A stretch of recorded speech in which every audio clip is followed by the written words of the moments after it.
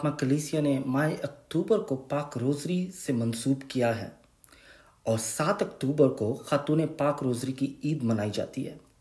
ना सिर्फ माह अक्टूबर में बल्कि साल भर कलीसिया ईमानदारों की जमात को दर्स देती है कि वो पाक रोज़री को अपनी रोज़मर्रा ज़िंदगी का हिस्सा बनाए, क्योंकि एक हफ्ते के दौरान पाक रोज़री को पढ़ते हुए मोमिन अपने निजात दहिंदा यीशु मसीह के चीदा चीदा ईमान अफरोज़ वाक़यात पर ध्यान ज्ञान करता है।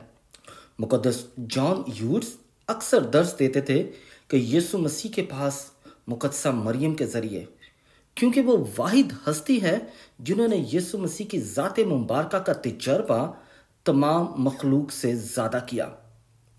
माह अक्टूबर से आगाज़ करते हुए साल भर पाक रोज़री को अपनी ज़िंदगी का हिस्सा बनाने के हवाले से चंद एक बातें आपके साथ शेयर करना चाहूँगा।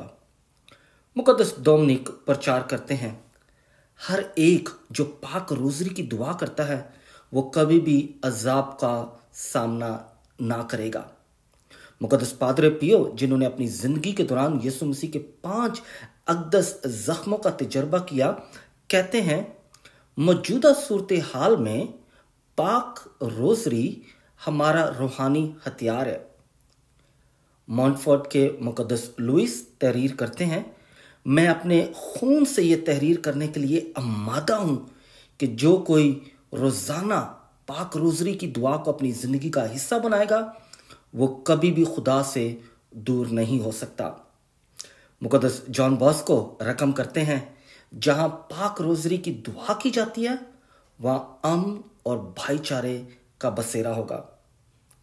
मुक़द्दस जॉन मैरी वियानी दर्स देते हैं, अगर आप पाक रोज़री की दुआ करते हैं तो शैतान घबरा कर आपके पास से भाग जाएगा।